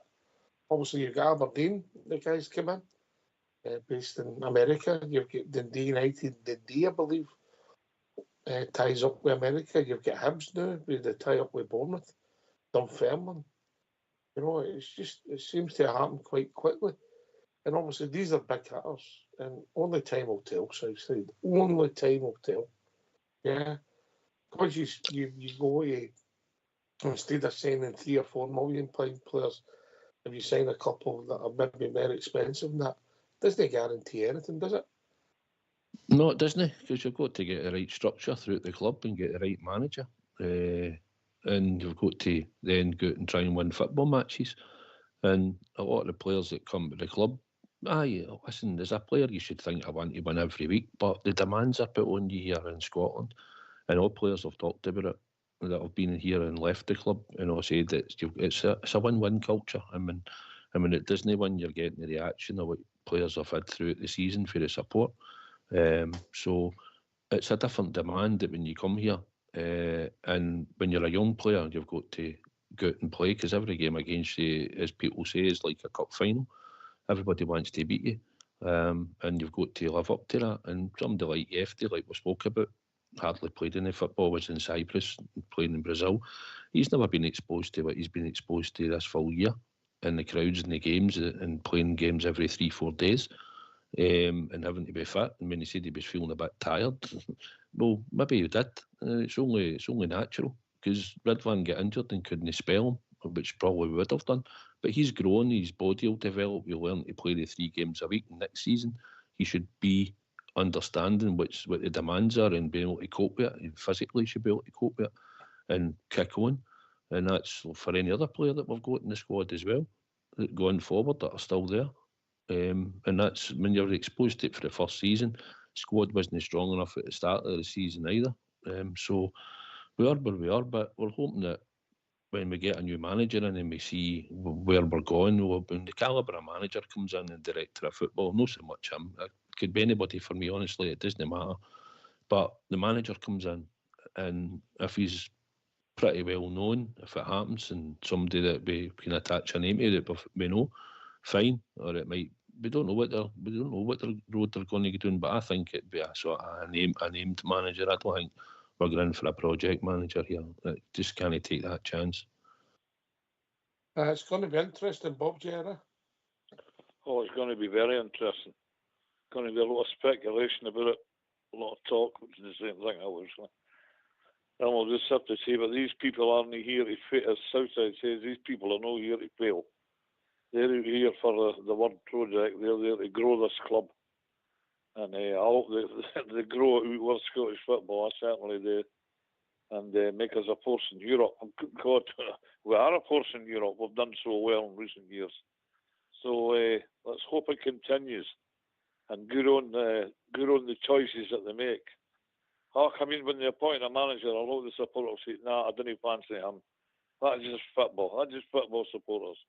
Get the right man and get the club success. His popularity will go. And we'll just have to wait and see where it takes us. It's going to take a wee bit of time, but roll on next year. Maybe got somebody in place 2 or 3 new players in place, and then we can see where we go from there. I think there's going to be a lot to more get better. players. I think there's going to be a lot more players than that because potentially you've got Casemiro. Who else is maybe could go back to their club? Czerny. And then you've got Cortez, who I missed out. I've missed another one out that's loaned to buy. Fernandes. So there's 4 that possibly might not be there next year. And then you've got Tom Lawrence. He's up.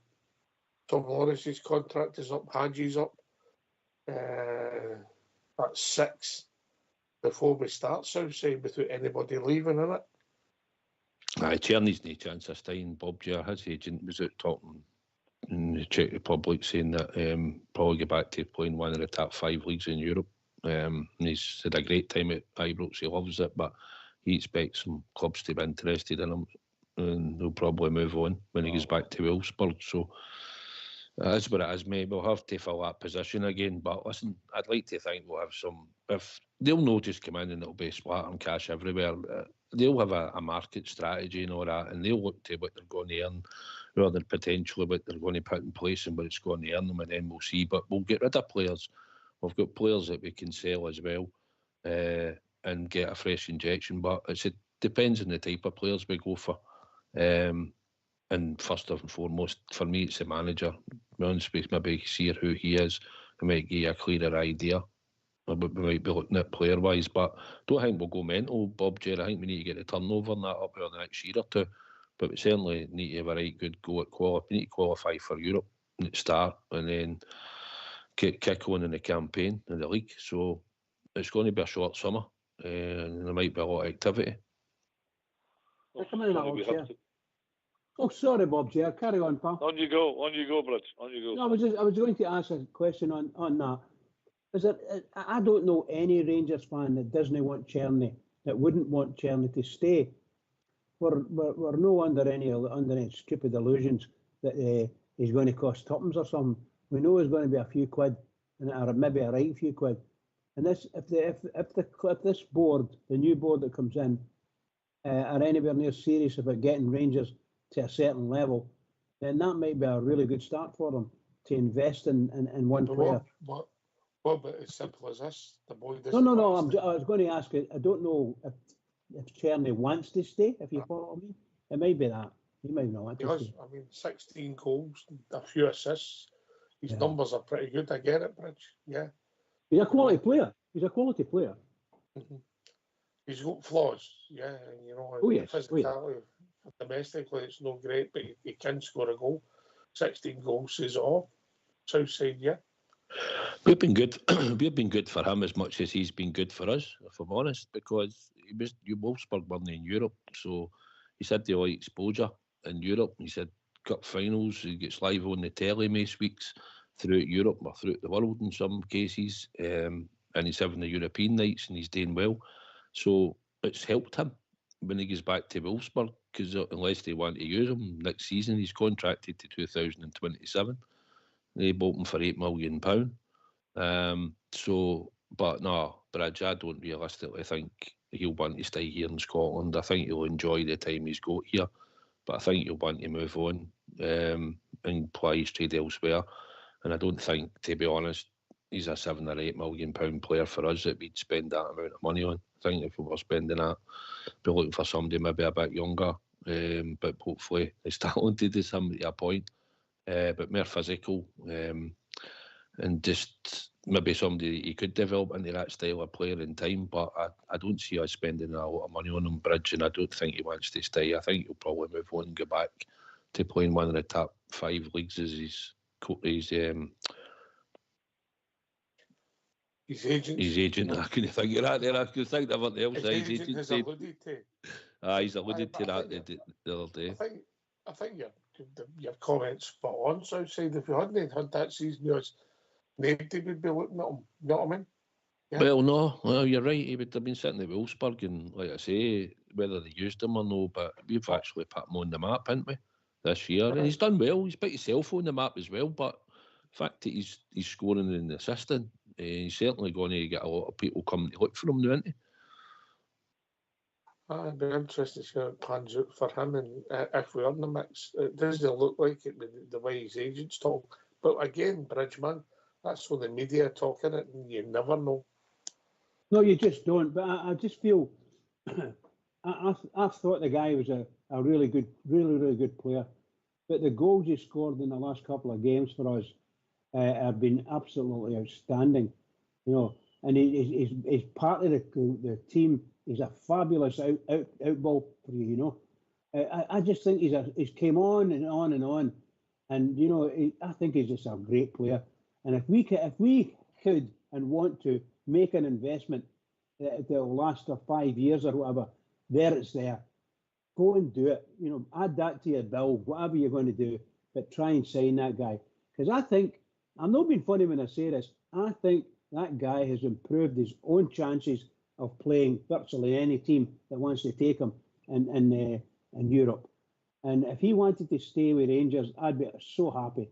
So happy. Let's put it that way. I know, Southside, you're right. I know he probably never want to stay at Rangers because we're no big enough, club. But maybe in 5 years' time, we're a big enough club. I'm happy. I don't think that's the case at all. I don't think he'll play for a bigger club than Rangers. I think the problem will go is the league. It becomes down to the league again. And listen, they might move on for Wolves. They're not in the best state because obviously what's happening with they're on with VW, mate, and don't get me started on that. But however, listen, I don't think that was the point you were making, so say that he'd be playing for a bigger club. I think No. Yeah. I think it's just playing. Well, listen, if he'd been anywhere else in Europe, he wouldn't have been playing our Christmas next to normally his time off. I think it's the league. Bridge, to be perfectly honest, it's no Rangers, the club. I think he's thoroughly enjoying it. And he's doing well, but I just think it's the league, and I just think 4 times a season and the amount of games that we're playing, I just think he probably wants to move on and just get another fresh challenge somewhere else. But I think that's just the case, and I don't see it being anything else. I don't think we'll be in a position. We will be in a position to offer him a contract, I believe, if we really wanted to. But I don't think that will even come up for debate. I think he will probably move on in the summer. I mustn't forget, lads, that Rangers have raised Václav Černy's profile a lot higher than it would have been if he was struggling away in the middle of the, I don't know where, Wolfsburg are. Are they in the Bundesliga or in the first division or what? Or in the lower reaches? What's that, Ogs? Bundesliga. I don't like the club. They're sort of a lower reaches of the Bundesliga. And Rangers have took him and raised his profile. I mean, look at him last week in Istanbul, absolutely brilliant. Really a world-class player. So, you never know. Where money talks, well, people go. So we'll just have to see, and you keep mentioning his agent there, like the Hollywood News, so we'll just have to wait and see what happens. It's just a shame he's not our player because we would get a right few bob for the boy. You talking about money talking. This I didn't know. I was told that the day, don't know if it's true, I haven't checked it out. But Fenerbahce are owned by the richest man in Turkey. So there you go. Money doesn't guarantee success, Southside. No, it gives you a chance to go and compete and do something, but it doesn't always guarantee success. Like you say, we've spent a lot of money in the last wee while, but it's not done anything for us lately, has it? And a lot of other clubs have spent a lot of money out there, and it'll not get them to their European finals that they think they could get to. It's winning them a league title in some leagues where they think they should be or they could have a good chance. And at the end of the day, you've got to have a good manager and a good style of football. And after that, you've got to have the players that want to go out and make sure that they've got to peak and perform on a regular basis. And they've got a lot of games that come thick and fast when you're out of our club. So you've got to get the right type of player in as well and get them used to it and mould them. And I'm hoping that Jeffrey, just using him as an example, will have learned for this season and he'll become that more robust player next season for us, reliant and nobody understands it a lot more. Right. It's a difficult one with Černý. Yeah. I think he's a good football player, Bridgeman. Yeah, I think he's a smashing football player on the ball, and he shows sometimes braveness when he takes the ball. But then he shows that there's another side to his game that isn't maybe suited to our game domestically.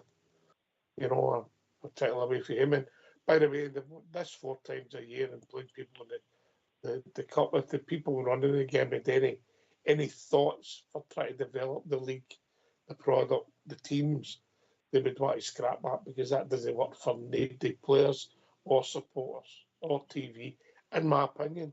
Because I tell you why, if we played them twice a season, it'd be a far bigger game.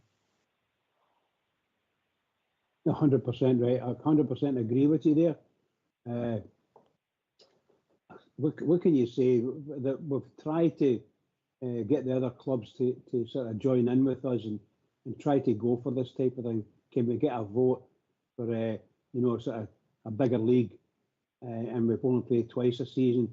That to me would be far more beneficial to everybody, in my opinion. But at the end of the day, although I'm saying that, at the end of the day, inside me, I do like playing against them, and I like to play it as many times as I can see it, you know. But I'd like to take that away. I'd forgo all that to get back to playing teams twice a season. I think that's, to me, the best way forward for the Scottish football. The difficulty is that we've got people at the very top, and they're implanted, they're embedded in SFA and SPFL. They're there, and there's just no way you're going to get them out. Just no way. Without putting a bomb under them, it just isn't going to happen, and nothing's going to change. We're going to be like this for quite a while, unless, of course, something big happens in FIFA and UEFA.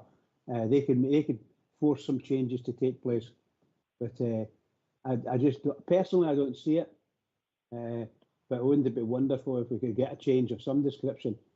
Because it's just the whole thing's crazy in Scotland. Just crazy. I don't want to go back into it because you know my feelings. You know my feelings. Whole different debate. But it's going to be interesting. Players are going to. That's just 6 we've named. By the way, Southside, there's a few quid of wages in that 6. Aye, back in the day when you only did 3 foreigner rule. You know. How it's changed. And that changed. When was that again? What year was that? 92-93 season. And maybe for a couple of years after that, mate. Then it changed. Aye. We've got a lot of players, like we say. Some are even getting game time now that we know is not going to be there at the end of the season. And I think once we get by these 3 games on Thursday and Sunday, I think after Sunday I would maybe look at that going forward. Even though we're hoping still to be in Europe for another round again, and we'll get face off whoever we get, we'll take it for there. But Tom Lawrence and that shouldn't really be getting stripped in on the park as a Rangers player, to be honest. Not just picking on him. There's a few that aren't going to be here, and I don't see the point in using them when we could be developing a couple of the other players that have signed and want to be here, and we could give some chances to going forward.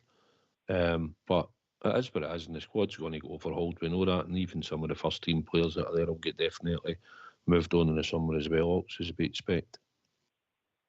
Aye, listen, who that is, I don't know. You know, who that is, I don't know. But it'll be interesting, you know. Would you move Danilo? Would I move Danilo? Mm-hmm. He's 2 years into his contract, Southside, yeah. He's not really been successful for us, because of injuries. His first injury was very unlucky. He's shown that he's a decent football player. This is the time to sell him, mate, because he's 2 years into his contract. Mm-hmm. Because if you wait till this time next year, if you're not going to extend, you'll not want to extend. This time next year, he's no signing for you, or he's not moving. He's just waiting and gone for nothing. And that's the problem with modern football. Well, ideally, if he hadn't been injured and they'd done pretty well in the last 2 years, then be 2 years to go, you'd either be looking to cash in, or maybe saying, do I extend another season because we might have another good season, and then we can sell. You still get 2 years left, but for me, I don't know. I'd always cash out. Aye. You don't have a spine. But aye, I know what you're saying. I wouldn't. I quite like him as a player, and I think I feel a wee bit sorry for him and that. But I just think when you're looking at what we're going to do and going to bring in freshness and powerful, maybe big athletic players, and that, he doesn't fit that category for me.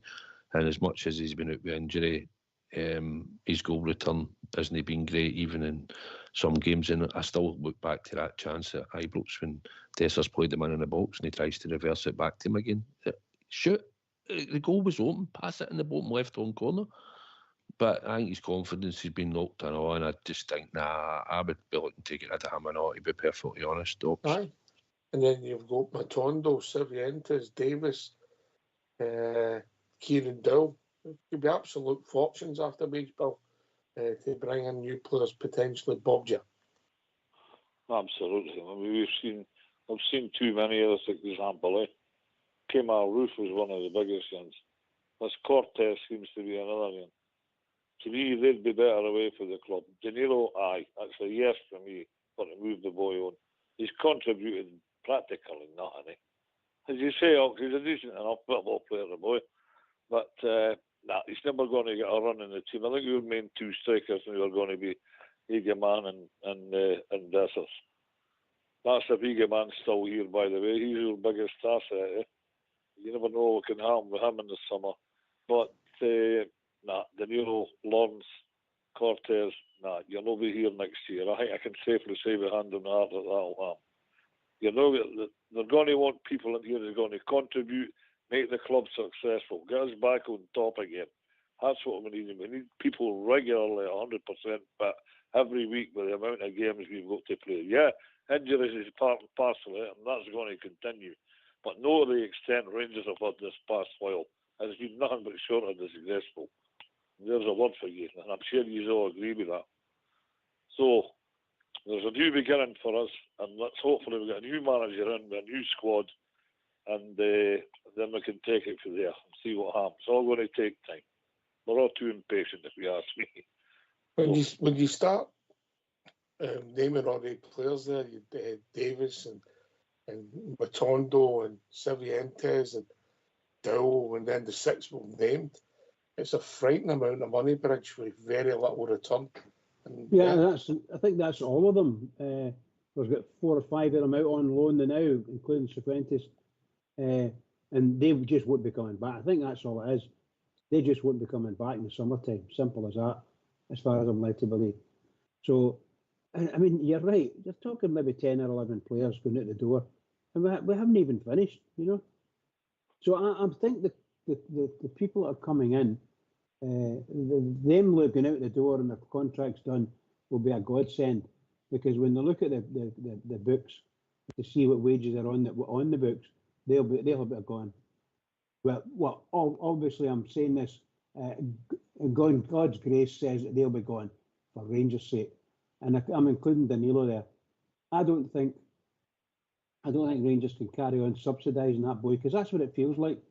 I think he's a fantastic player, or I thought he was a fantastic player, and obviously great sympathy with him with that terrible injury. And in my opinion, he meant to hit him. No, then I don't think he meant to do the damage he had there, but he definitely went for him. There was never a clash of heads at all. But there you go, he's there, and any time he's had the wee chance, I think he's scored a couple of goals, but he's not done as much as he would like to have done, and we're playing a different ball game from what he was when he was here for the first time. So I think he could go at the end of this season very easily. I'm not saying he's going to go, but he could go very easily, and the crowd won't miss him. The crowd won't miss him. He's not been on the park long enough to get missed, and that's a big danger for the players now. That's the way I see it. I think for me, if I throw the football hat off Southside, and I think he's 2 years into a 4-year contract. He's not been a success through the piece for different reasons. I'll give him that slack. This is the time to sell him, mate. This is the time to get him after wage bill, if you can, yeah. Aye, well, that'll be down to Cotton and probably having to talk to the player, his agent, and that. I just think you look at it 2 years down the line, what have you paid him? And he's been unfortunate, especially the one at St Johnstone, and he's been unfortunate with all his injuries, let's be honest, but Just contribution, goal return, probably wages and what we're paying them.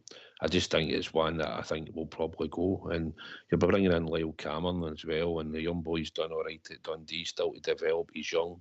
He plays that sort of position in a 10. Should be good in that road or a midfield position, let's say. And I think maybe that's somebody that might have been earmarked for that sort of role. And I think him being Danilo and no featuring, unless he comes into Barry's team in the next few weeks and starts scoring a lot of goals and shows a lot of something different. But even at that, I don't think it's going to be good enough to keep him. It might be good enough for us to pass him on to somebody else, but I just think Ox in the long term, it's just somebody will have to go. I'll miss singing the song, mind you, but apart from that, I just think it's more money that these Yanks are coming in and know what they're wanting. They want to make sure they're getting worth their money. When they look at the playing squad, and technically Compton should look at it and think, no, unfortunately his time's up and he'll have to be moved on. Yeah, but the problem is, mate, he can still sit there for 2 years. Does he have to go in? It's mental, isn't it? You know, he could sit for 2 years now. Yeah, he could, but listen, he might be the type of character that wants to play, and he might choose to leave, and he might manage to get interest. He strikes he's not a bad lad, didn't he? No. He's just been really unlucky with injuries, and at the moment he's no back really in that squad and contributing. He's there or thereabouts, but he's no. So can he keep being there or thereabouts? If he's fit enough, then we'll see if he can break in and make a mark in the team. But realistically, we're going in a different direction here. We've got to go in a different direction, and I'm afraid, as much as I liked him and I think he's a really good guy, but being a good guy is not good enough. You need to be on the park contributing for Glasgow Rangers, and you'll probably have to go. Yeah, it sounds a bit harsh, but I wouldn't shed a tear if he left, along with a long list of others who I don't dislike as football players, but they've not been valued for money for us, Bob. Yeah. Absolutely no. I see something to do with this. Sequentes might be at the door. He's been in Cyprus, I believe. Has he been on loan in Cyprus? I thought it was Greece, but well, it depends which side of Greece you're on, doesn't it? Is it no Greece that the Greek team want to buy him at a cheaper? He wants to buy cheaper. He wants to stay. They want to keep him. But they don't want to pay Rangers the top. Of course, they want to pay less for him. Of course, that's correct. Yeah. Yeah. To me, he'd be his real away. They're better cutting your losses with a lot of the guys. It's getting them to move. There's been enough. It's getting them to move, mate. It's the hardest thing in football. To get them to move, aye.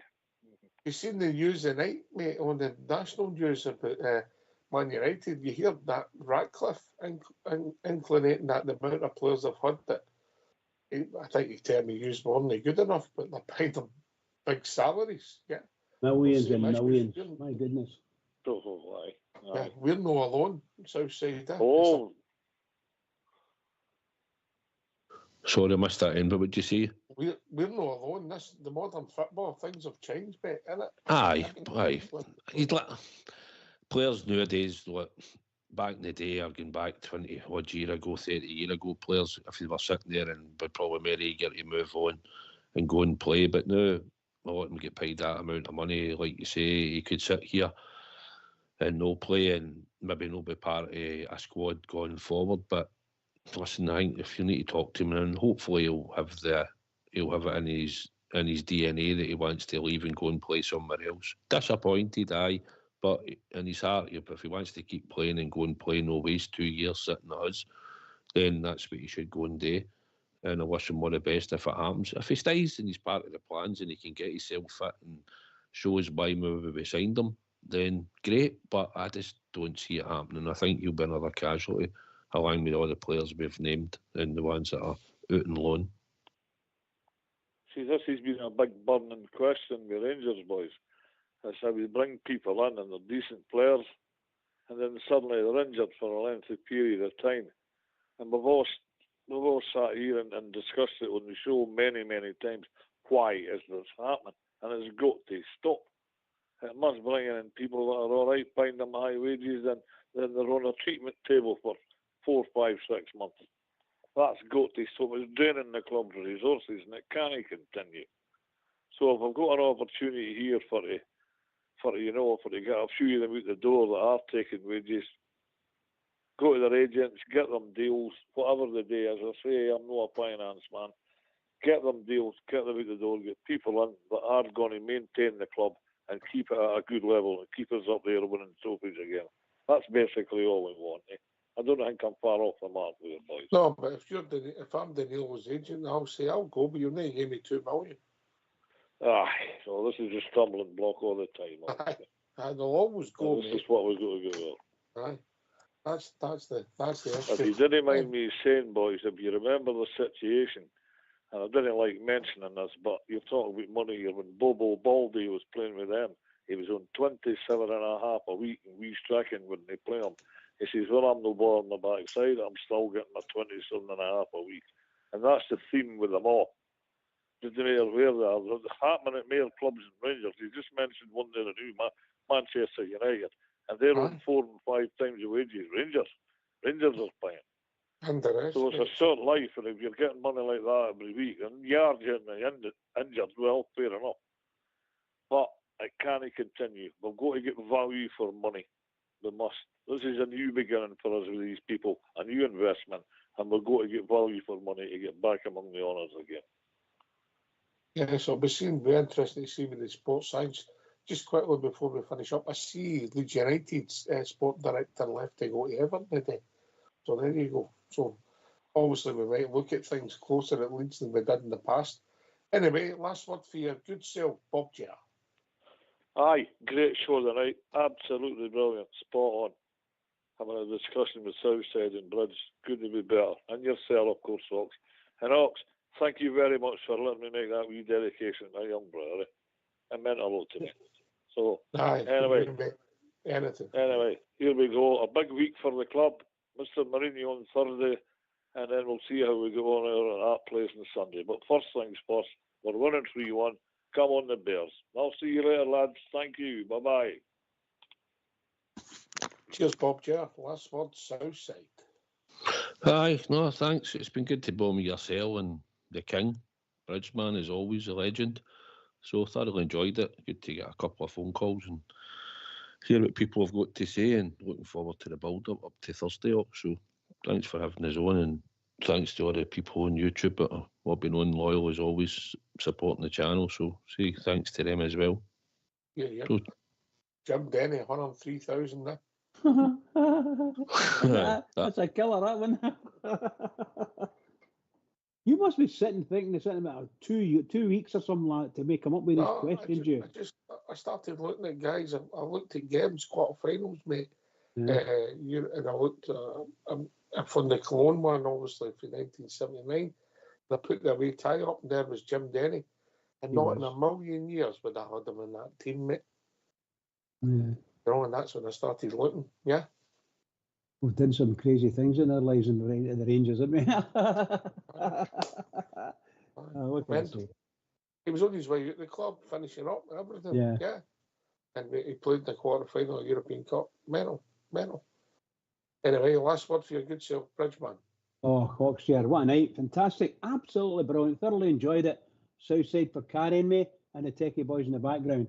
And can I just say to all the Rangers fans that are listening and all over the world, the biggest game of any season coming up on Thursday. Absolutely massive, and we've got a great chance of getting through. So keep all your thoughts for the Rangers, and everybody, keep it going for the Rangers, because the Rangers really need us. They need us now. Keep it going.